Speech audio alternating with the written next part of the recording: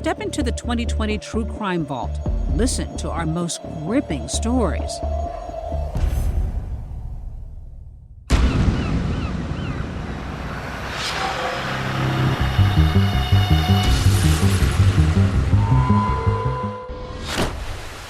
The last thing they would expect is to find a suitcase with a human body in it.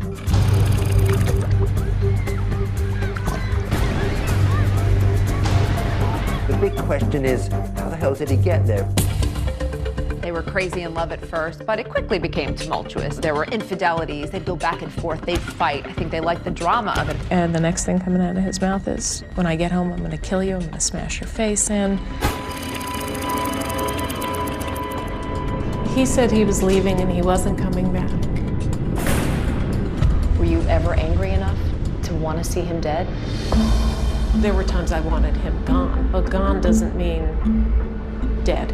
And Mel just said, well, I'm a single mom now, and now I've just got to get on with my life. I said, well, no, the next thing is we've got to figure out who did this to him. And after I got off the phone, I said, she did it. They couldn't find any forensic evidence whatsoever to establish that this was a crime scene. Do you still insist that you're innocent? Absolutely. I still feel like, how could somebody think that I did that? I think she did not actually commit the crime. It turns out it isn't the end of this story.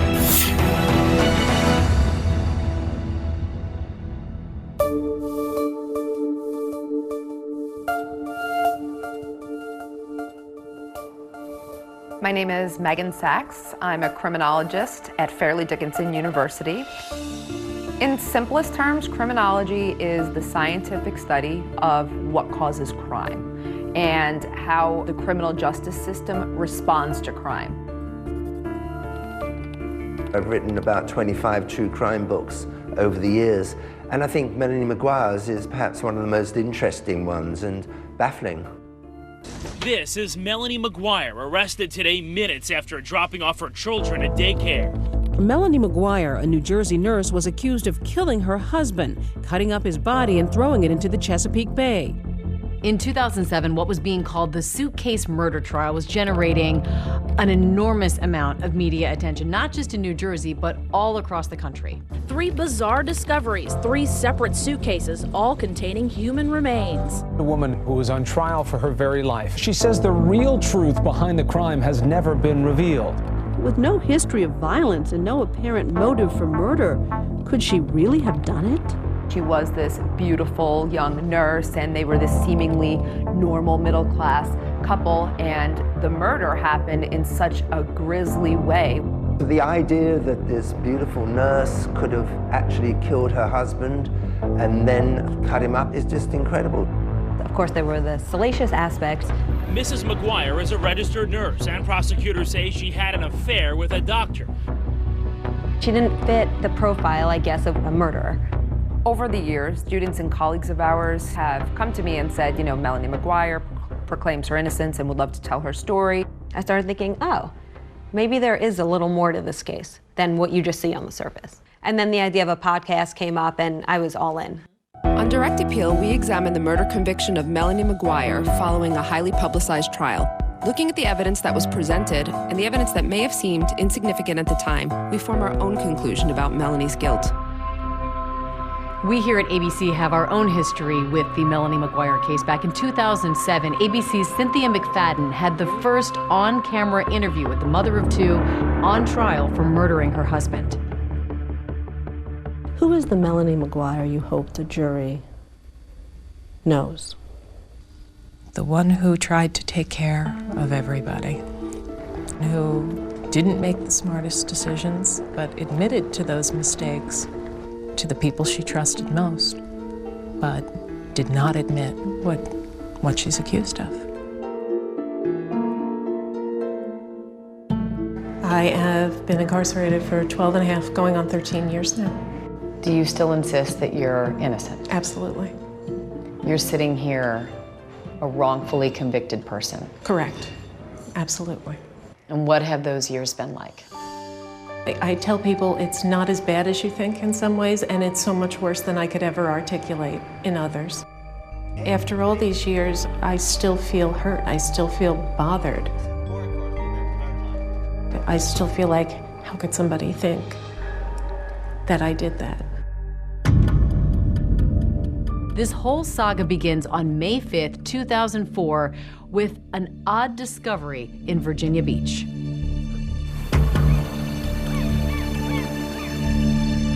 Early morning, a couple of fishermen and their kids are out on a boat by the Chesapeake Bay.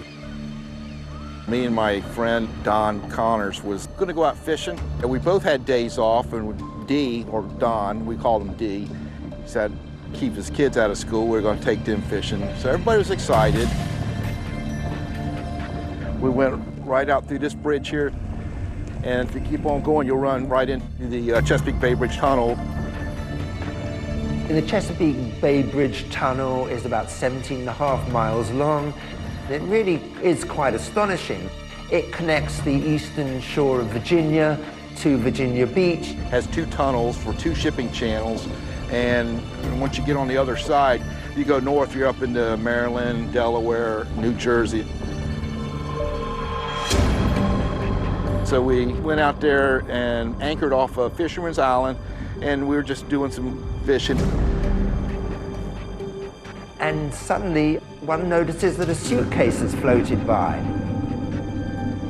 We wheeled the boat around, pulled up alongside it. I immediately thought it probably blew off of a car, you know, off the luggage rack or something.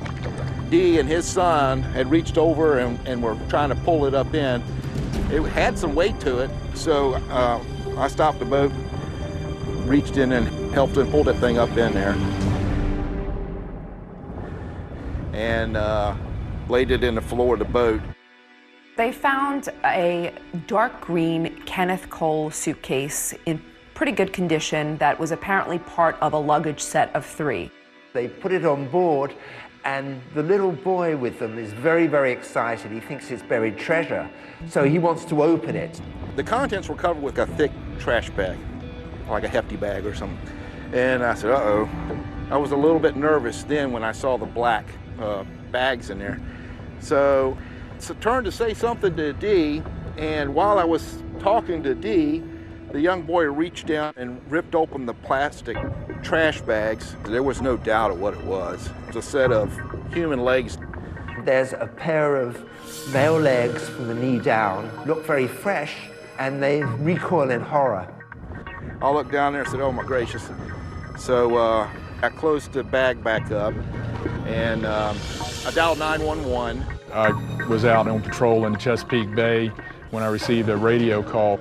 I made arrangements with him to meet me, and he transferred a suitcase over to my boat. I handed him the luggage, and he seemed surprised. He goes, what do you want me to do with that? And I said, open it up. I was pretty shocked. I'd never seen a suitcase with body parts in it before. There really wasn't any smell. They actually looked kind of fresh. The first suitcase being found was big news. It's not, a common find by any means, especially in this area. This is an alarming story. Everybody wanted to know who the man in the suitcase was. We kind of figured there had to be other suitcases with other parts in it. After the initial shock of them finding the suitcase, everyone was just waiting for what was going to wash up next.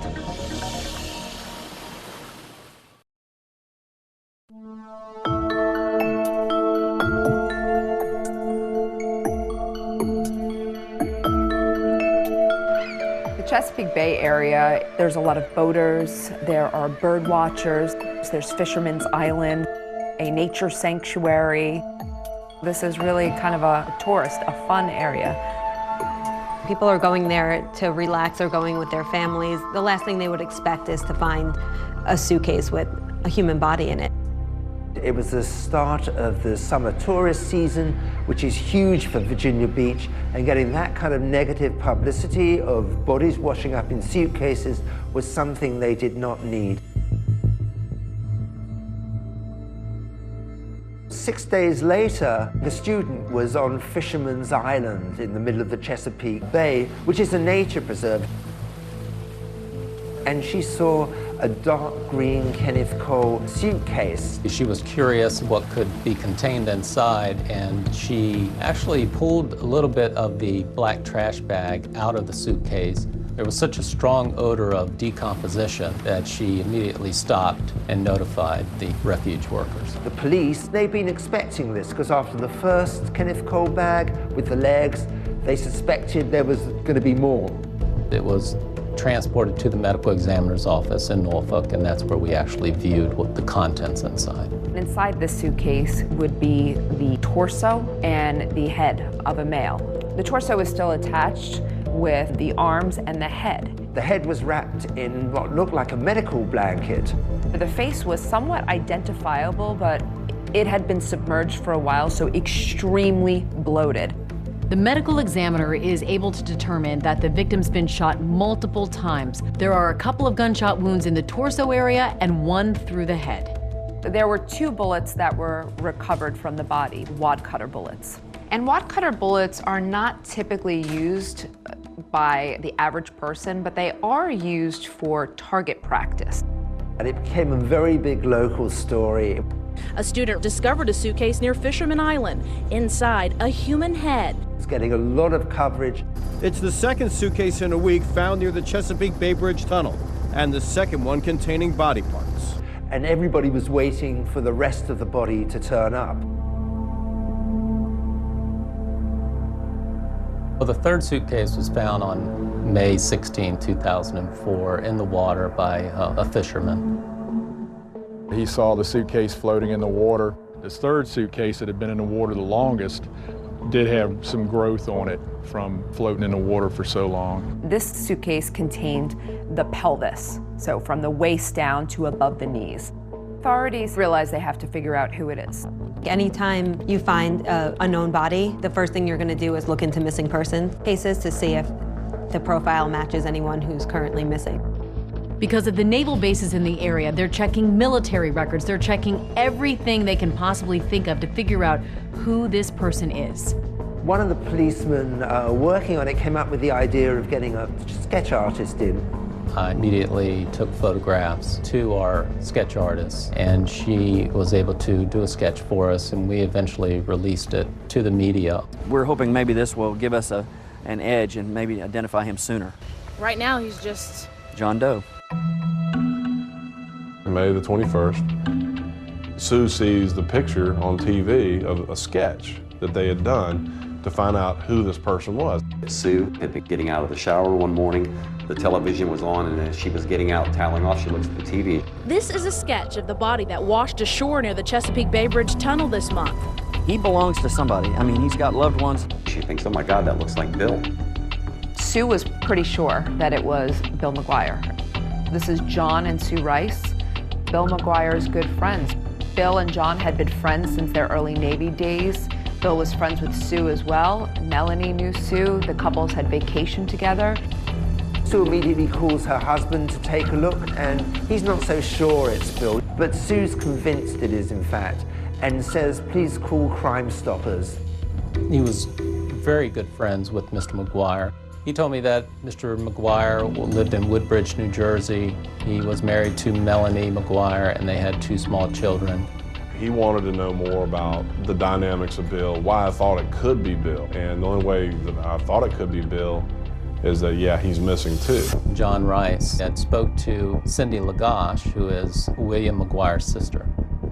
I got a call from Cindy. She said, John, is Billy there? And I said, no, he's not. What's going on? And she said, well, Bill and Melanie got in an argument and he left and he hadn't been heard from. He said he was leaving and he wasn't coming back. My husband was full of bluster when it came to stuff like that. He would say things like that all the time. I didn't actually believe it was the last time I was ever going to see my husband. William McGuire had, in fact, vanished. Mr. Rice and his wife, Mrs. Rice, eventually agreed to come down to the police department in Virginia Beach and view some photos. Bill had a little red mark right here, and that's what I kept zoning in on when I saw the picture. That's exactly what I zoned in on. I mean, I've known Bill for 22 years. I kept seeing that, and I was pretty certain that it was Bill. Once we had a name and approximate age, we ran him through our computer system. He ran a check on Bill McGuire, and he found that McGuire had been arrested in Virginia for a reckless driving charge in the 1980s. His fingerprints were on file already, which made it a lot easier, and they're very quickly able to confirm that the fingerprints matched. The man in the suitcases was identified as 39-year-old William McGuire of Woodbridge, New Jersey. So according to Melanie, she just thinks her husband is missing, but she is about to get the news that will change her life forever. And he said, "I'm sorry to tell you, ma'am, that William is deceased." And I just burst into tears. Now they've solved the mystery of who the man in the suitcase is. The big question is, how the hell did he get there?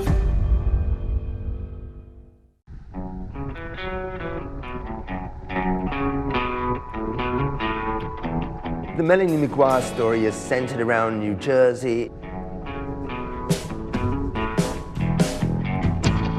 They lived in the working class part of New Jersey, where The Sopranos took place, which was perhaps the hottest show at the time.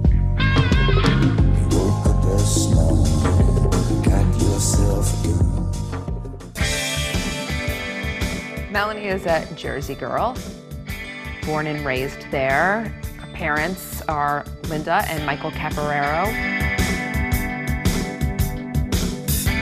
She's a great, great daughter, mother, friend, full of life, fun-loving, a good girl, never in trouble, never in trouble. Always trying to help people. She's working in the restaurants in Jersey. She's a waitress, and she met Bill McGuire. He was also a server. Bill was known as the rude waiter because he would speed people up in a jocular way, but they loved it, and they would ask for the rude waiter. What was he like? Funny, clever. He had a big heart when he wanted to. He wanted all the right things. He was very, very loyal. He was a tremendous friend. When I first met Bill, I didn't know what to make of him because he was really a practical joker and whatnot, and I thought, well, this guy could probably get on somebody's nerves with all this. But he was so funny, he just kind of overcame whatever resistance you might have to him. Melanie was a fertility nurse when I met her. Just so caring, so nurturing. She was working with women who were going through really tough times, trying to get pregnant. She was very compassionate, and her patients really loved her. What made you a good nurse? Type A personality. The way I looked at it, I was not going to be happy with anything less than the total comfort level of my patients. In 1998, Bill called John and I and told us that he wanted to bring Melanie down to meet us. Melanie, she's a really nice person to be around. Physically, she's beautiful. She's very smart. She had a lot of the same sense of humor that Bill had. When Bill was making jokes, Melanie would be right in there. He liked to razz people. She would razz him right back. He really was crazy about her.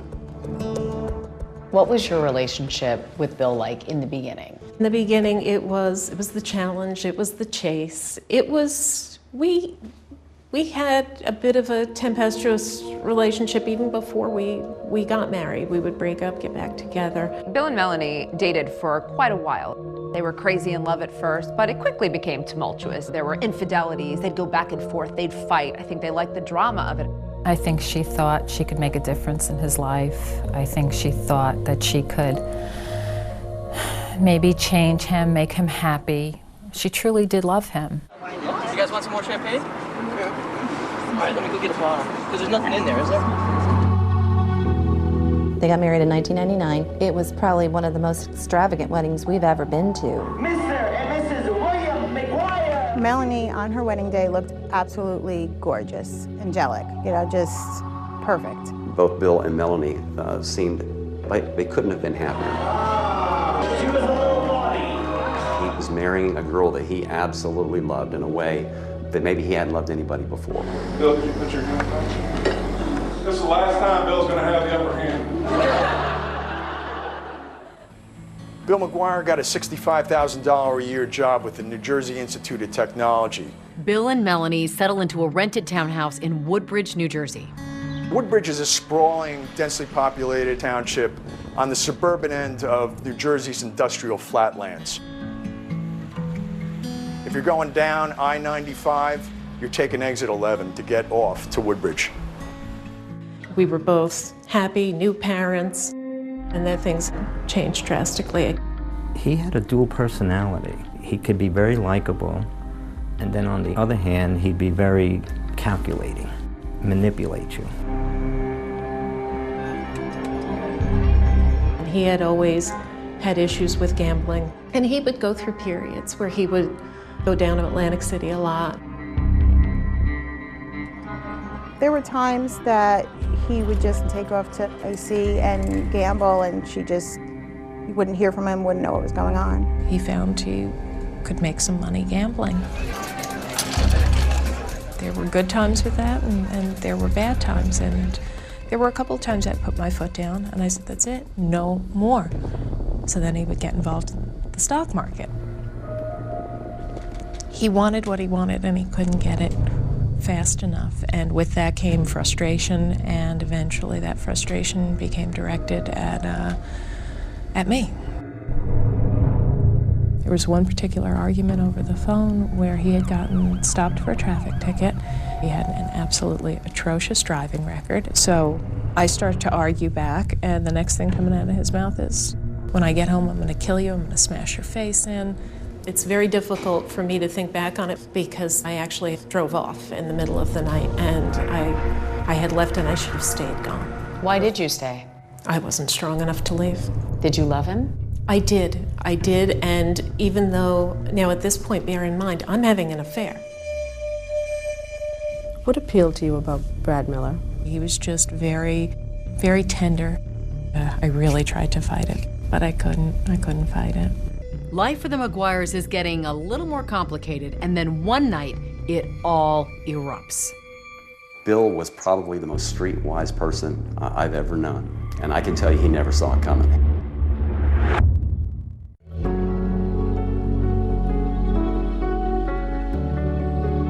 Melanie is loving, caring, funny, considerate.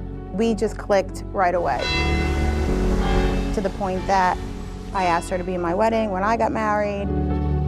Love is always patient and kind. It is never jealous. Love is never boastful or conceited, and is not resentful. Love takes no pleasure in other people's sins, but delights in the truth. In June 2001, the McGuires were already married for a few years.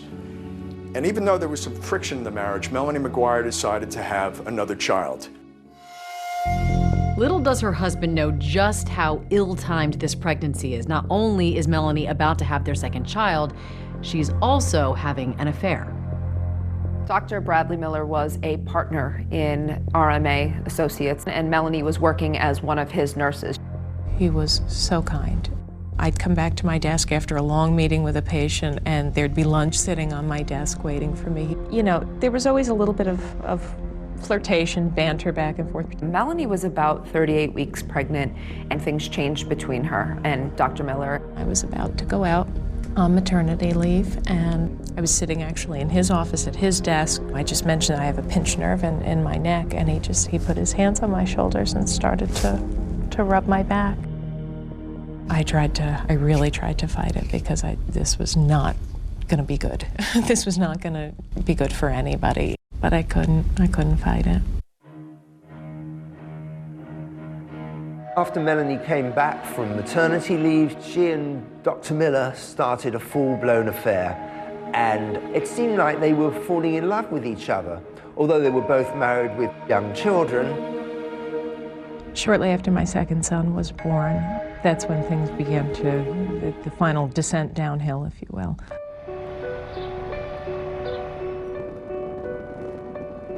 Melanie and Bill moved to the Woodbridge apartment. This is a townhome. They don't own it, they're renting it. He was constantly looking at homes. He wanted to end up buying a house before he turned 40. He did want to move down here to Virginia Beach. We took pictures of houses in our neighborhood, but Melanie just would not hear of it.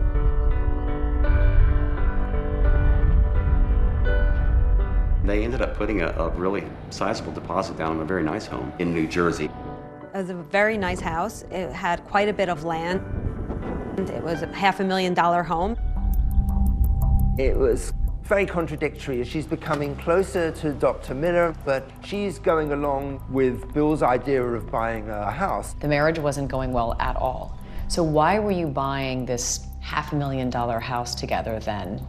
The idea for me was we had a chunk of money, cash, that we were putting down on this house.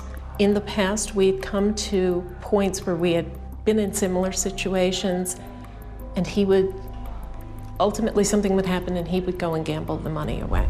I figured this at least was an investment.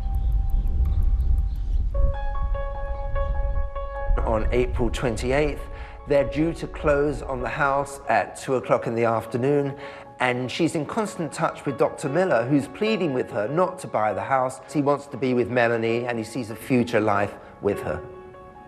And Melanie told him that, you know, not to worry about it, it's gonna be okay, I'll take care of it.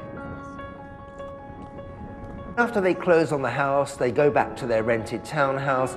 Bill is so excited. He calls John Rice. John said that Bill had never been happier.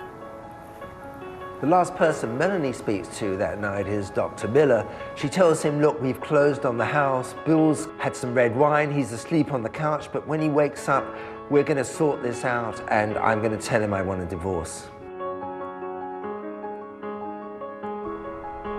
Melanie described the events that would happen later on as a big fight. You and Bill had a horrible fight, yes? Correct. We fell asleep on the couch, woke up early morning hours, and it was never a bad time for an argument.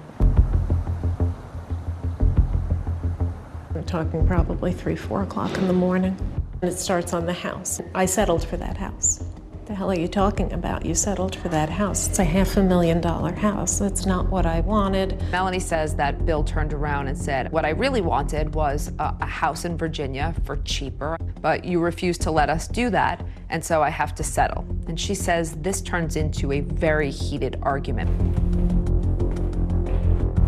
From there, things became more physical. How physical? In what way? He shoved a dryer sheet in my mouth. He had a thing about dryer sheets. The story that Melanie tells about a fight that seems to escalate over a dryer sheet is the same story she told us back when we first spoke with her. We're still arguing, and there's the laundry basket, and there's a dryer sheet just hanging out of one of the baby's sleeves. He hated them. He thought it was lazy that I wouldn't stand there and put in the liquid fabric softener, and yeah. And it went out of control. This was the type of mother I was, that I would leave this sheet in there for my baby to possibly choke on. Before I know it, I'm up against the wall, and the dryer sheet is being shoved into my throat. And then he just smacked me. In the face? Yeah, open hand, because he probably would have broken my cheek if it had been a closed fist. And I looked down, and there's my 2-year-old. I grabbed the baby and went to the bathroom right behind me and shut the door. I just wanted away from him at that point. He said he was leaving and he wasn't coming back, and I could tell my children why they didn't have a father. Did he say this to you through the bathroom door? Yeah, through the bathroom door the entire time. I imagine he was packing things and leaving. He was up and down the stairs a lot, but every trip back and forth berating me. What's the last thing you remember saying to him? Stop. Stop. Melanie said he'd driven off, and she presumed he was in Atlantic City. He would have been back. He would have been back. I knew it. But this isn't just a few days that Bill McGuire is gone. We're talking weeks. What bothered me was that Melanie never reached out and said, hey, Bill's missing. She never reported her husband missing, and it's almost 30 days. The fact that we never heard anything from her was deeply suspicious to me. Love is always ready to excuse, to trust, to hope, and to endure whatever comes. Love does not come to an end. This is the word of the Lord.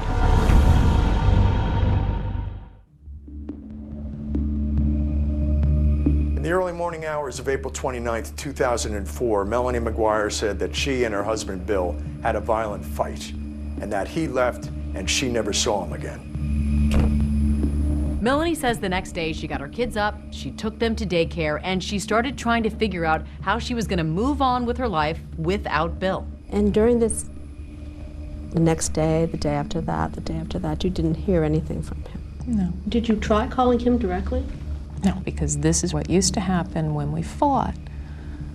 You know, I'd call, whether it was to tell him off or to try to apologize or what, we just end up getting back into it again. I'm done now. I'm done. She retains a divorce attorney, and at this point, she does tell the divorce attorney that she has not seen her husband in a few days. And according to Melanie, the attorney advised her not to file a missing persons report. My heart broke for her. She didn't deserve, nobody deserved that. But I told her that, you know, she needed to think about herself right now. She needs to protect herself. I called a business associate of mine who was an attorney. She said, you need to get a restraining order. State your full name. Melanie Lynn McGuire. She had to go in front of a judge and give sworn statement about the incident that happened. Tell me what happened that brought you to court today for a temporary restraining order. My husband and I closed on our first house on Wednesday. That should be a positive thing, shouldn't it? Yeah, it should. He's been behaving really erratically. Ms. McGuire, you're safe here. Don't worry. Melanie explained to the judge how Bill had been violent with her. Did he hit you, ma'am? No, not until, well, I don't mean to sound like I had absolutely no part in this. I said some not nice things and slapped me. As part of the questions, Melanie was asked by the judge if she owned any firearms. Do you know if there's any weapons? Not to my knowledge. This is a sketch of the body that washed ashore near the Chesapeake Bay Bridge tunnel this month. We're hoping maybe this will give us an edge and maybe identify him sooner. About a month goes by between the time that Bill disappears and when Sue Rice identifies Bill McGuire after seeing the sketch on local TV. The next thing police have to do is notify Melanie McGuire of the death of her husband. Melanie was asked to come down to the police station. The officer came out and he says, is your husband William McGuire? And I said, yes. And he said, I'm sorry to tell you, ma'am, that William is deceased. And I just burst into tears. But there's one thing she never asked. How was Bill McGuire murdered? They did not tell her how and the condition in which he was found. That would be one of the first questions that I would ask. The next step was that the Virginia police wanted to speak with Melanie. Melanie agrees, but she brings her divorce attorney with her and another criminal attorney in that practice. Conducting an interview with the victim's wife with two attorneys present is highly unusual. First time I have ever had that happen to me. She was nervous, she was visibly shaking. She made expressions like she was crying, but she never had a tear in her eye. I asked her if she had any luggage, and she informed us that they didn't have any matching luggage. The next day, Melanie told detectives she suddenly remembered that the McGuires did own a matching set of designer luggage. I showed her a picture of one of the pieces of luggage that we recovered in the bay, and she identified that as belonging to them. They asked what kind of person Bill was, and she said he was the kind of person that had a knack for pissing people off. She asked us, where did we find her husband's vehicle at? I told her at that point, we hadn't found her husband's vehicle. And she said that probably a good place to look would be Atlantic City, New Jersey. She also informed us that her husband had a gambling problem. Did he get involved with the wrong people? That's what I would have to believe, that he had gotten himself into something, and Bill always thought he could handle everything. He was always into some kind of a deal, so I think maybe this deal was his last deal. After the interview was done that evening, We also conducted a search at their old apartment building. The apartment was empty. She had already moved out. They asked him about Bill's possessions and his clothes. We discovered that Miss McGuire had already given all of her husband's belongings away. Virginia Beach detectives find out that Melanie McGuire had given most of Bill's belongings away to a friend's cousin, and they wanted to track that man down. Eventually they did and found out that most of Bill's clothing was still in black trash bags, much like the bags that contained Bill McGuire's body parts.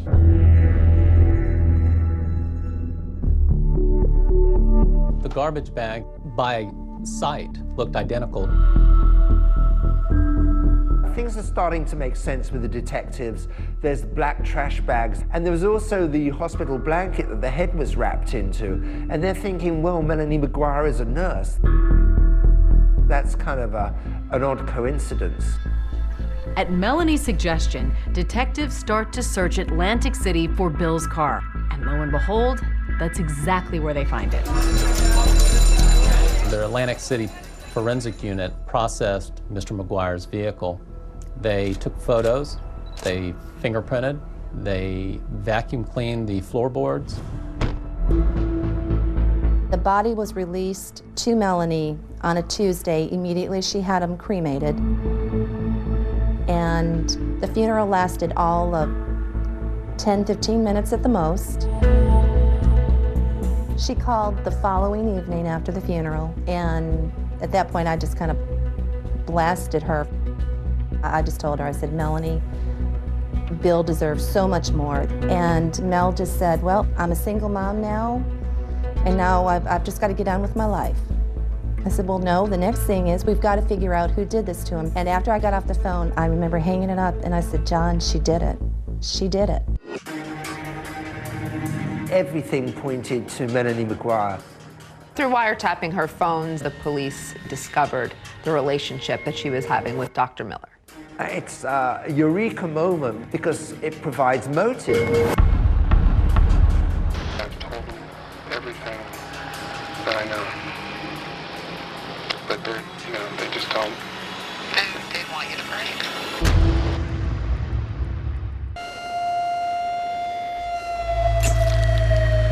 What's the last thing you remember saying to him? Stop.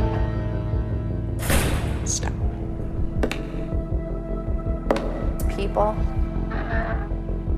like to believe that someone was capable of committing this type of murder. Accused of cutting up his body and throwing it into the Chesapeake Bay. That the person who did that would look like a monster. But sometimes killers look just like Melanie McGuire. Is there anything else you're not telling me? Like what? Like I killed him? Did you? But thanks for asking.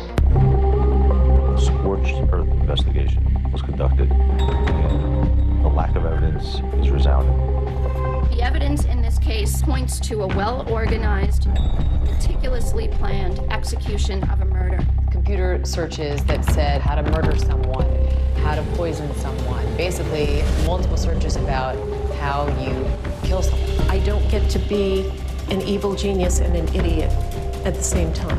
I believe that Melanie was wrongfully convicted. Who do you think killed your husband?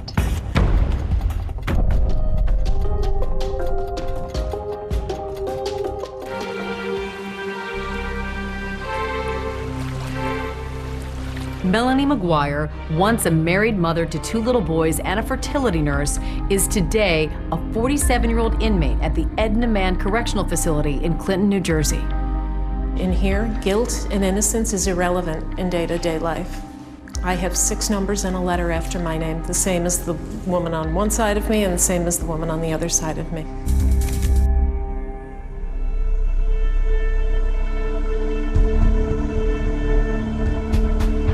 After Virginia Beach exhausted their investigation, they realized all signs pointed north to New Jersey.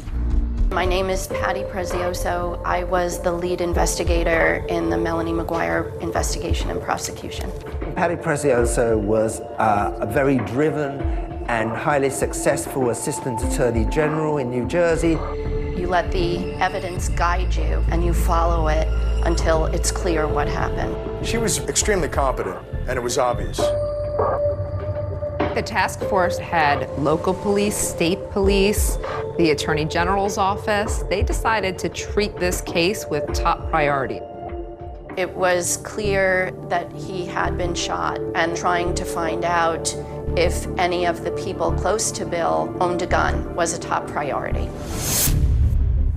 The detectives don't find any record of Melanie buying a gun in New Jersey, so they decide to check Pennsylvania. They knew that Pennsylvania was close, and a lot of people will go to Pennsylvania for firearms because the gun laws are more lax. There's less of a waiting period, and so you can go in and essentially walk out the same day with a firearm.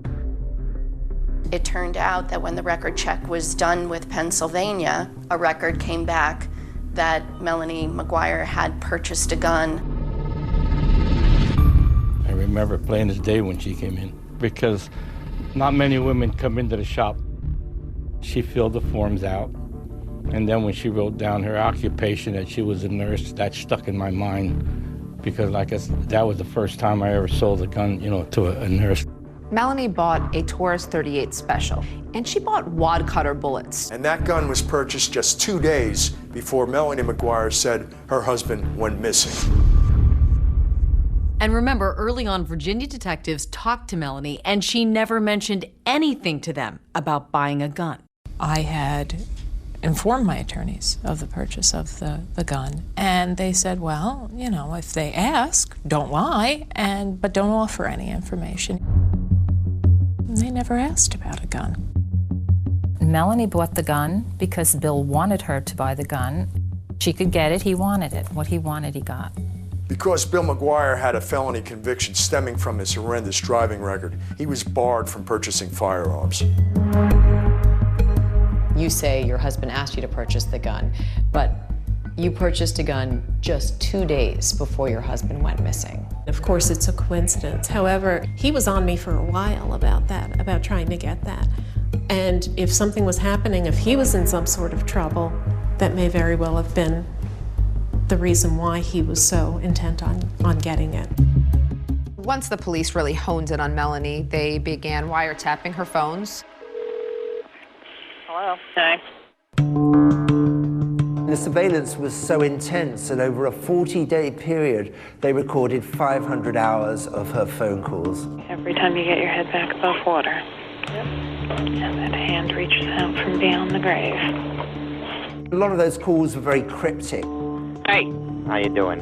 I spoke to, what's his name, about shipping? Alex. I didn't want to say name. You understand what I'm saying? Yep. She used the phrase a lot, being cut off at the knees. At least meet with a lawyer ahead of time who might cut it off at the knees. Doesn't that look suspicious? It doesn't matter what it looks like. She was a little salty. That was her personality, though. She was a Jersey girl. A lot of them were to her boyfriend, Dr. Bradley Miller. It was very clear right from the beginning that the relationship with Dr. Miller was different.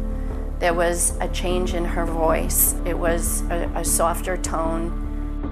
It's a eureka moment when they realize that she's having an affair because it provides motive. Dr. Miller also becomes a suspect.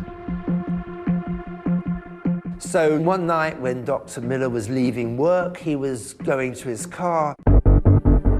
The detectives came out to confront him. Dr. Miller was adamant that he had nothing to do with any crime and he didn't know anything about this. And so I think the police said, well, prove it. If you're willing to wear a wire, we'll believe you. It is now 2:30 p.m., May 31st, 2005. Brad Miller making an outgoing call to Melanie McGuire. Hello? I've told them everything that I know. But they just don't. They want you to break. I mean, if you want us to stick together, I gotta know everything now. Before this goes any further. What do you mean you have to know everything now? I mean, there's no other secrets between us, right? Not that I can think of. You swear you had nothing to do with us? Yes. And your children's lives. time standing by you. Yeah. In those intercepted phone calls, another friend she was speaking to was Jim Finn. Melanie met Jim Finn in nursing school, and Jim admittedly had a crush on Melanie. But once she left nursing school, she never talked to him again. You know, that was it until February 2004, and she suddenly got in touch with him again. When she needed something, he was someone that, you know, she could manipulate, and she knew he was a lover of guns. The police also approach Jim Finn because they find that before Bill disappeared, she's been talking to him about the firearms. She said to him, hey, I need to talk to you. There's some weird stuff going on here, and Bill is acting weird. Jim, who really still holds the torch for Melanie, and Melanie knows that, says, well, maybe you should get a gun to defend yourself. Investigators pick up Jim Finn, who also allows them to record his conversations with Melanie. And once they hear what's on those calls, they're satisfied Finn knew nothing about the murder. The reason I asked you about buying a gun is because my husband wanted one. He wanted one? Yeah. Not only did he want one, I bought one for him. Why didn't you tell me? At the time the detective spoke to Jim Finn, he had no idea that Melanie McGuire had purchased a gun. He was surprised. Is there anything else you're not telling me? Like what? Like I killed my husband. Did you? No. But thanks for asking. Melanie never wavers on whether or not she was involved. It is always a hard no. I want you to tell me the truth. I'm telling you the truth. I did not do it. She was under a microscope. Everything she did was being watched. Everything she said was being listened to. Melanie does something that most people would find a little suspicious. Investigators start looking at her E-ZPass records. They notice trips to Atlantic City. She knew that Bill McGuire's car was in Atlantic City because she put it there. That requires 2 drivers. So that means someone helped her. What investigators find in Atlantic City has them wondering, did Melanie have an accomplice? And if so, who was it?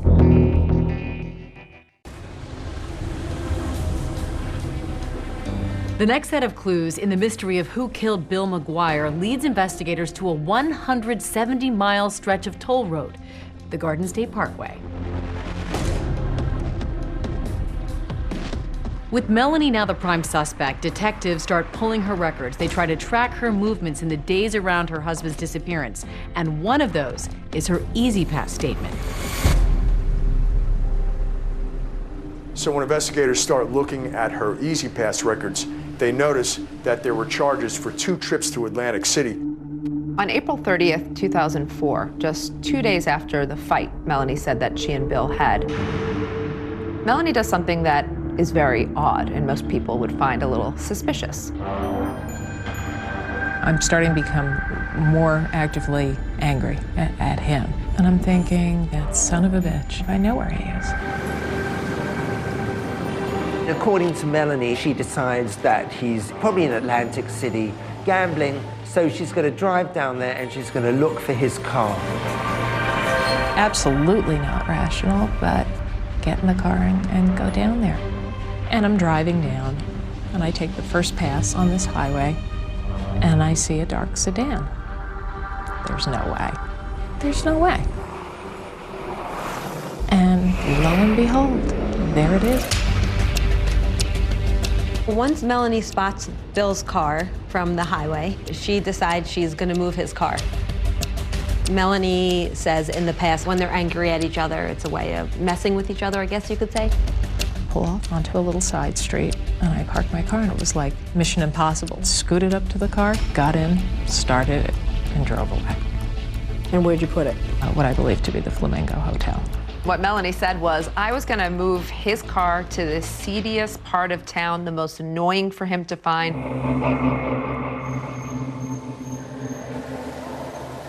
That just didn't make any sense, that he was physically abusive to her, but then she goes to mess with a car with a guy that she claims she doesn't want to be around. And it sounds beyond ridiculous sitting here saying it, and I acknowledge that, and I can't, you know, it's the truth. It's an incredible story, meaning it's just not credible. We believe she was planting his car in Atlantic City. She was trying to create an illusion that Bill McGuire was still alive. That requires two drivers. So certainly that means someone helped her. Someone had her Pathfinder and she was driving Bill McGuire's car. They put the car at the Flamingo Hotel and then she went home with the person driving her car. And investigators thought they'd struck pay dirt when they discovered that hotel's parking lot had surveillance cameras. In truth, of course, the footage did not capture who the driver was. The surveillance video from the Flamingo Hotel actually showed the victim's vehicle being pulled into a parking space. Because of the darkness and the glare and the background lights, you could not actually see the person that was occupying the vehicle. There was another inexplicable road trip, this time to Delaware, 5 days after her husband went missing.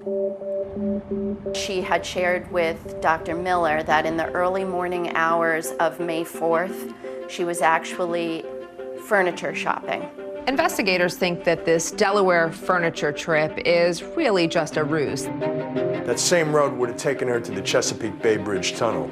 Normally, someone would take the New Jersey Turnpike to go over the Delaware Memorial Bridge, picking up Route 13, which runs south to the Chesapeake Bay Bridge and tunnel. Patty Precioso says that Melanie actually left the night before from New Jersey, drove Bill's remains to Virginia. We believe that that was when she took the suitcases with Bill's remains and got rid of them in the Chesapeake Bay.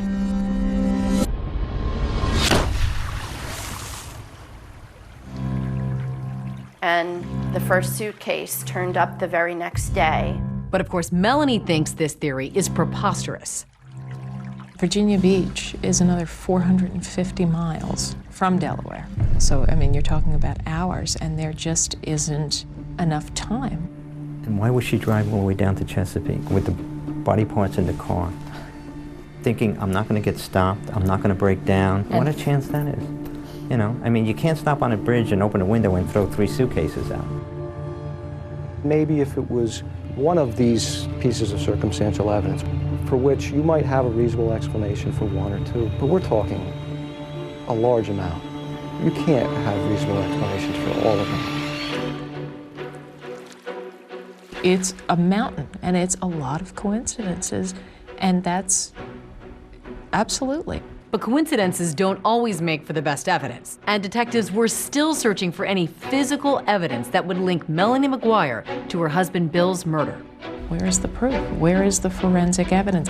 The task force is convinced that Bill was murdered and dismembered at their townhouse in Woodbridge, so they concentrate on that.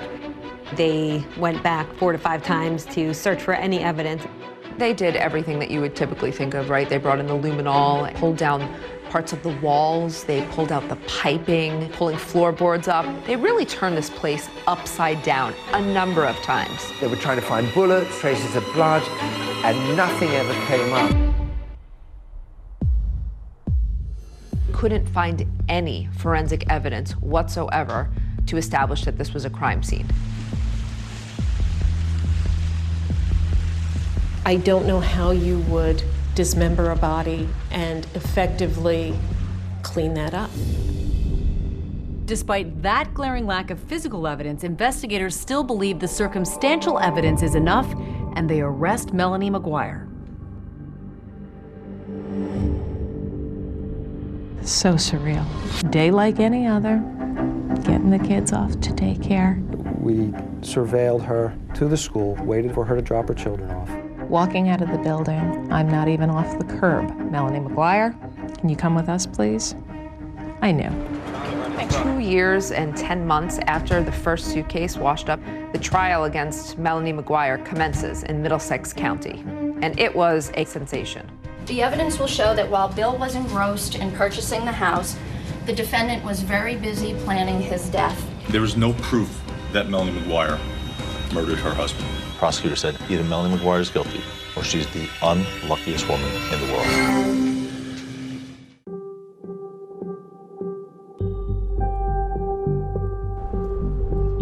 On Monday, March 5th, 2007, 2 years and 10 months after the first suitcase had washed up in the Chesapeake Bay, Melanie McGuire went on trial for her husband's first-degree murder. This was a case that had garnered a lot of media attention in New Jersey.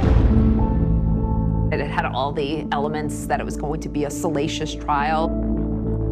The judge let us know that the trial was going to be televised. Let's bring a couple of experts into the conversation to help us sort through yesterday's evidence. It made people act differently. I think Melanie loved the idea that she was the center of attention. She seemed very relaxed, much more relaxed than I would have been. It was a double-edged sword, because if she sat there, you know, more stoic, she looked nasty or she looked mean. And then when she was being more upbeat and talking to people, oh, well, you know, she's joking around at her own trial. There was nothing she could do that wasn't going to be criticized. By the time Melanie McGuire gets to trial, she's hired Stephen Turano and Joe Tacopina to represent her.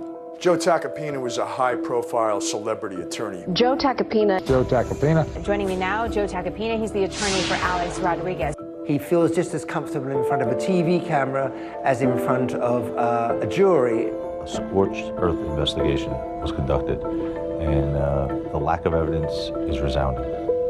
The evidence in this case points to a well-organized, meticulously planned execution of a murder. Is that a fair description of you? Were you somebody, if you were going to do something, you were going to do it all the way? Correct.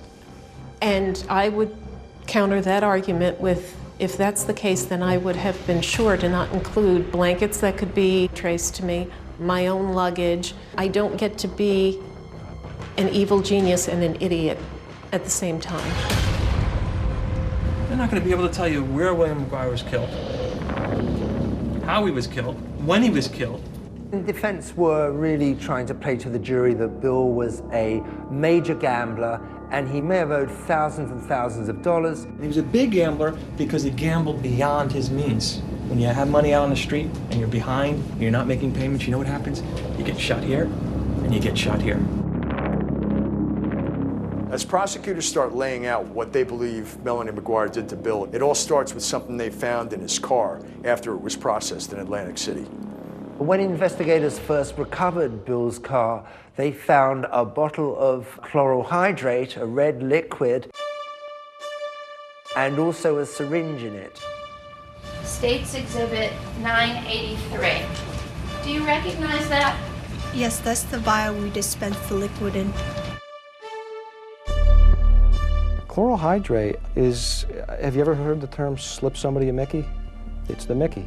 It's what it is, it's almost like a knockout drug. They do a lot of investigating on this chloral hydrate, and eventually they find out that it was purchased the morning that Bill disappeared. Somebody dropped off this prescription for chloral hydrate at the Walgreens pharmacy, which is just down the road from where Melanie's children went to preschool. But the prescription pad was that of Dr. Brad Miller, who was Melanie's boss. So the light bulb goes off and they're thinking right away, clearly Melanie had access to this prescription pad. She used it, she filled it. Chloral hydrate was necessary for this defendant to have control, and even more importantly, it was necessary to her that Bill McGuire had no control. Dr. Miller looked at the prescription and he said, that's not my signature, and it appears to be Melanie McGuire's handwriting. Prosecutors also focused on what they said Melanie was doing in the days before her husband's disappearance. For that, they looked at the McGuire's home computer. We had it forensically examined, and it really was just astounding seeing what the internet searches were for. Can you describe the searches that you recovered? How to purchase guns illegally, how to commit murder, and undetectable poisons was searched. It didn't look good. It looked like someone was searching how to, sedate someone or how to kill them. I'm a nurse. I was a nurse. And I don't need to look up things like that. If I wanted to look for something like that, I have a PDR, physician's desk reference. I have a book that I can look in that doesn't leave an internet history. But both Melanie and Bill use this computer. So it's really hard to figure out who was searching these things. Now, you have absolutely no idea of knowing who actually conducted the search that you talked about, correct? No, I don't. One of the things we can say for certain is that your husband didn't commit suicide. He didn't shoot himself. He wasn't able to carve his own body up. And yet there's a suggestion from the defense that some of the online searches were things that he was in fact doing, not that you were doing. It wasn't me.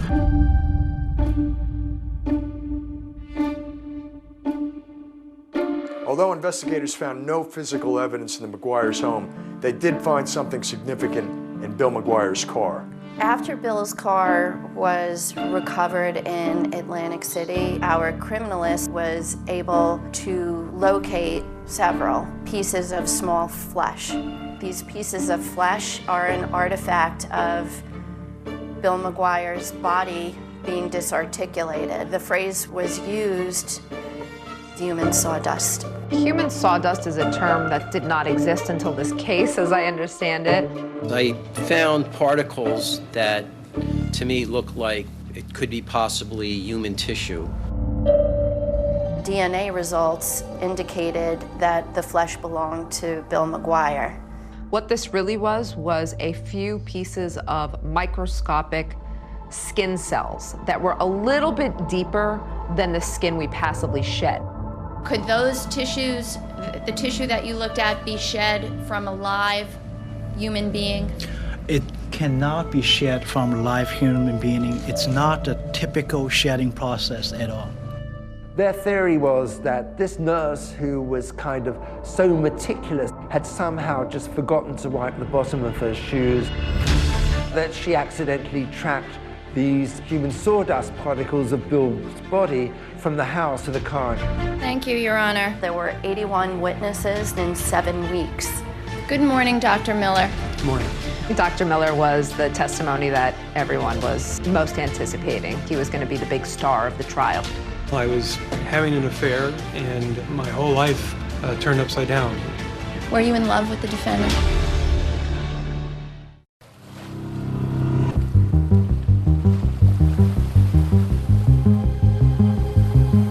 Do you want to call your next witness, please? Yes, Your Honor. The state calls Dr. Bradley Miller. The most anticipated day of this trial is when the man whom Melanie McGuire had a 3-year affair with, Dr. Bradley Miller, took the stand. Everybody knew that that was the prosecution's star witness, and the court was filled. And when you saw him, what was your feeling? How could you?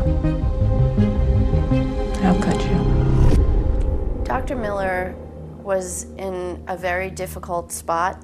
He and his family had gone through a very difficult time, and it was just made clear to him, just take a deep breath and make sure you tell the absolute truth. Can you describe to the jury what was your relationship with her? We worked together. She was an excellent nurse. She took very good care of the patients. They all loved her. Sir, did there come a time when your relationship with Miss McGuire got more intimate? Yes, it did. It was towards the end of her second pregnancy. She was about 38 weeks pregnant. And before she went on maternity leave, we had oral sex in the office.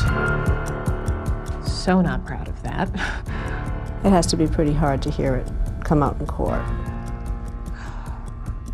Hard for me to hear it, hard for me to think, oh my God, my parents are hearing this, my 84-year-old grandmother is hearing this.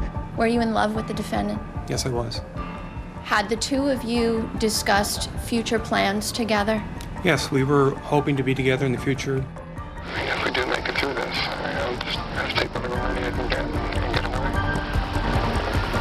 With Dr. Miller on the stand, prosecutors were able to score some points because there were certain things that Melanie never told Dr. Miller. Did the defendant ever tell you that she purchased a gun? No, ma'am. I had no knowledge of her purchasing a gun, no. Did the defendant ever tell you that she went to Atlantic City and parked her husband Bill's car at the Flamingo Hotel?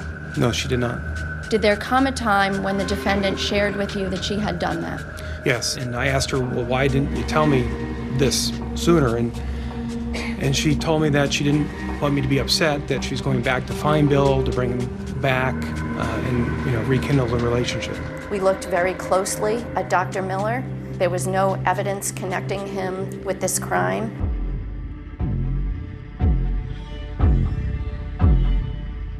This is in reference to consensual recordings between Brad Miller and Melanie McGuire.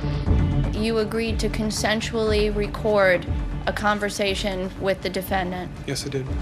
Prosecutors really wanted the jury to hear those intercepted calls so they could get a sense that maybe her desire to be with him was the motive for the murder. During the calls, Dr. Miller spoke about their future together, probably prompted by detectives.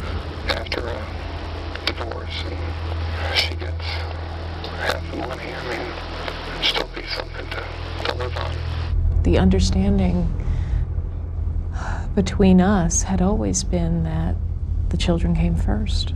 And he starts talking about divorce and a future and moving forward, and I even say on the tape, why are you talking like this all of a sudden? I'm confused because you've been the one to stress to me that we have to wait and see how everything plays out. The defense was also able to score some points with those recordings, which called into question Dr. Miller's character. At the time of those secret recordings, he was still having an intimate relationship with her. After you tape recorded her, sir, you then had additional intimate relations with her, correct? Yes, sir. Did you tell her that, by the way, that you had tape recorded her? No, I did not. I think that was damaging to his character and was a very big turnoff to the jury.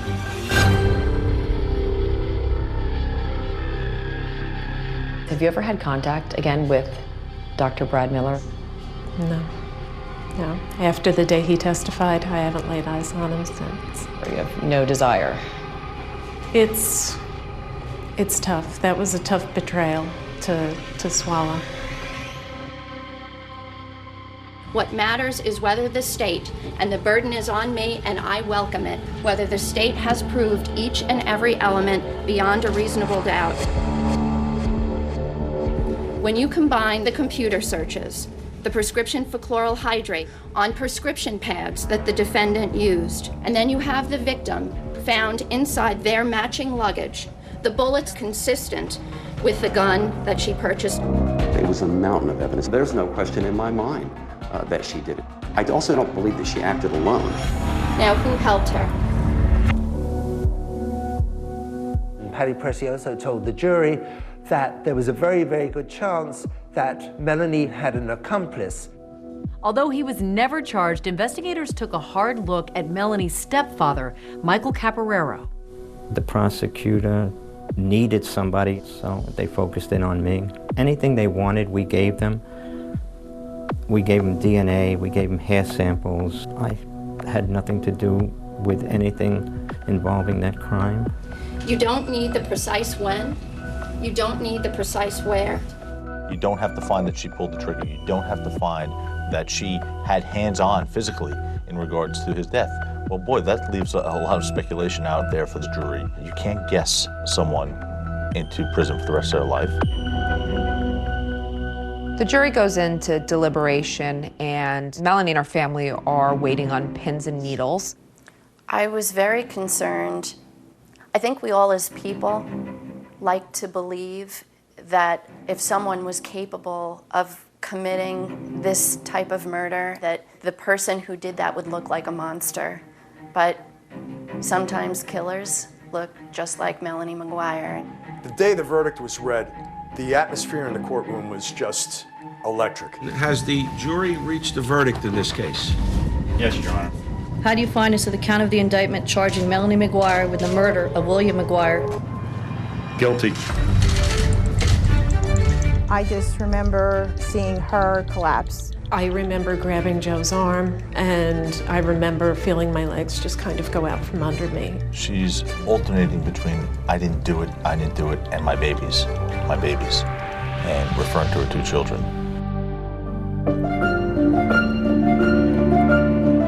The court finds that the maximum sentence should be imposed. Melanie is sentenced to life in prison plus 5 years. We're going to fight on. This is a definite setback. This is round one. This is not the end of the story. This is episode 14, Direct Appeal.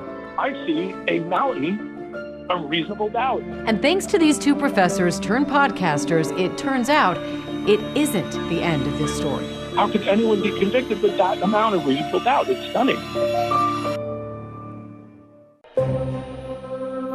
After sentencing, Melanie Maguire was taken to the Edna Mann Correctional Facility in Clinton, New Jersey. Her new home would be a 6 by 9 foot cell. Just beginning for us now. We'll never give up. We will never, ever give up for her until the truth comes out. On Direct Appeal, we examine the murder conviction of Melanie Maguire. This is a prepaid call from Melanie Maguire, an inmate at Edna Mann Correctional Facility.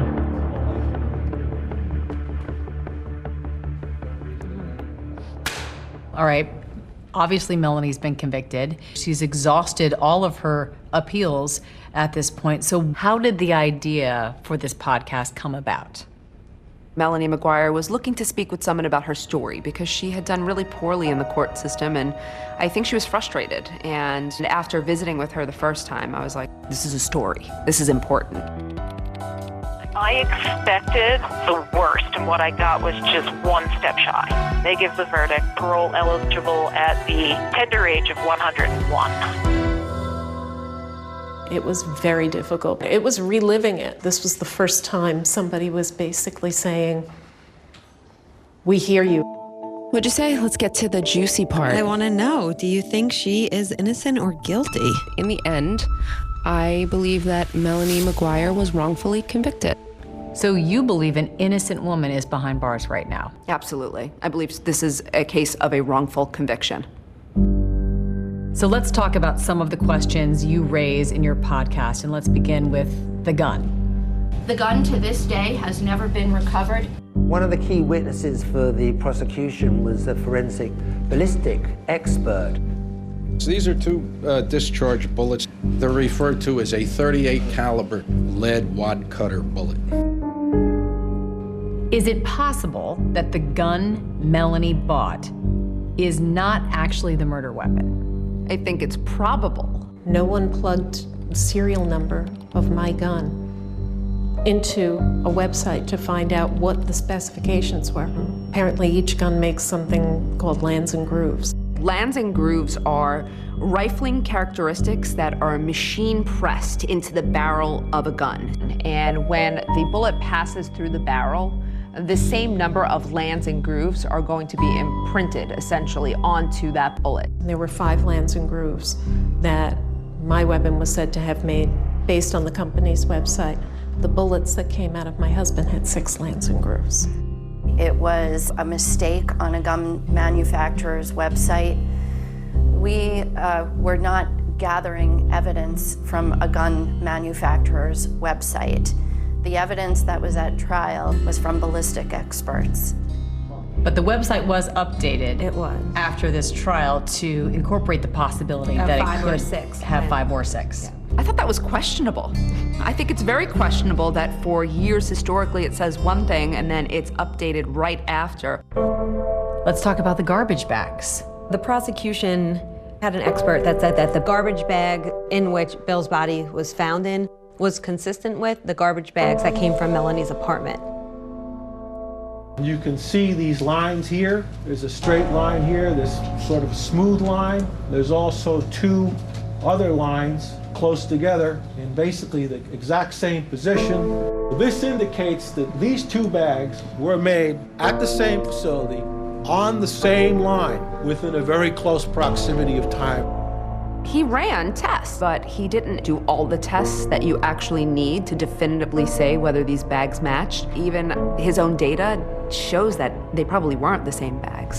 Well, there are always other tests that can be done in any analysis. Based on the testing we had conducted and the results that I observed, I felt competent at that time to conclude that the bags were produced during the same run.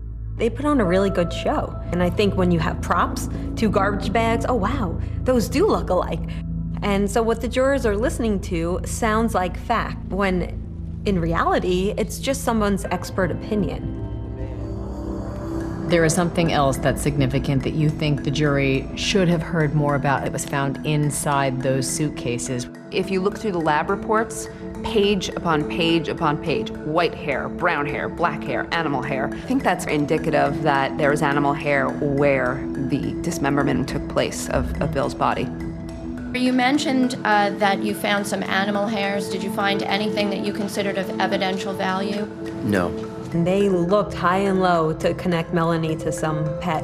And once they found that there was no way to connect Melanie to these pet hairs, it became not of evidentiary value. Why is that? Simply because they don't match your suspects? Those hairs should have been tested because that's a huge question mark.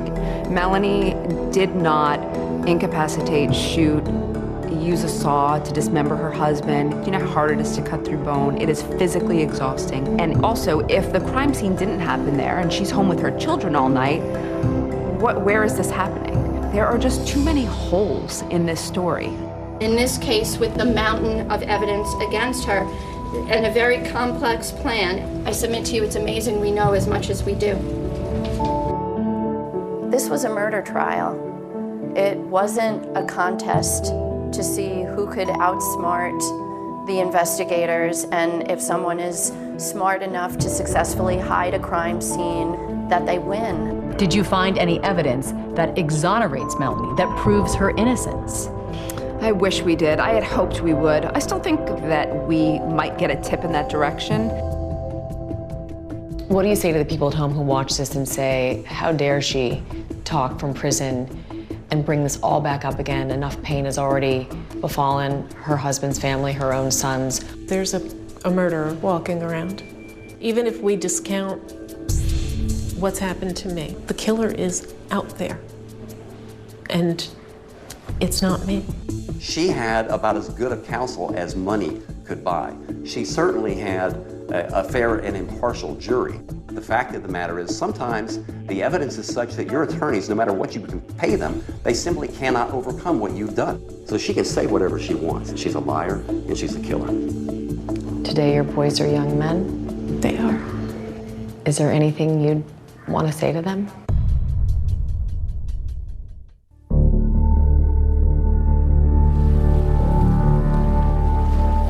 There will always be questions about this case that we may never have the answers to, like if Melanie McGuire did kill her husband, why did she drive more than 300 miles to get rid of his remains in the Chesapeake Bay?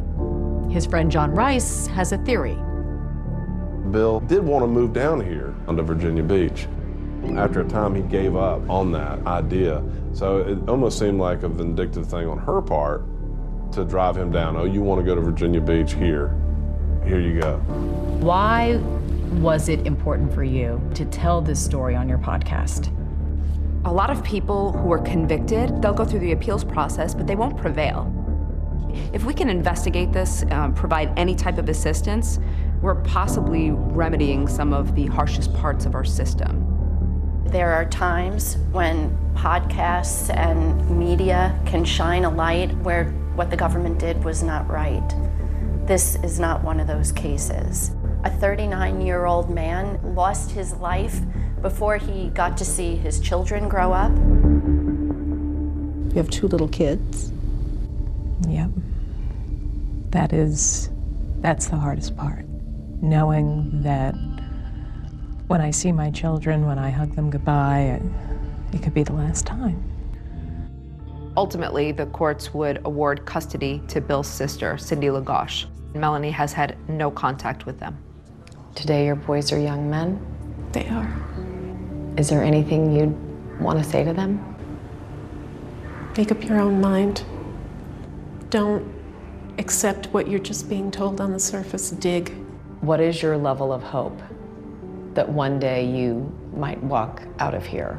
I'm terrified to hope, because to have it thwarted in here, it's absolutely soul-crushing. Bill McGuire was the father of 2 small children. He was a brother, he was a friend, and his life got cut short. I think Bill deserves to be remembered as a fantastic friend, a dad who loved his boys. He didn't deserve this. Nobody deserves that. No one.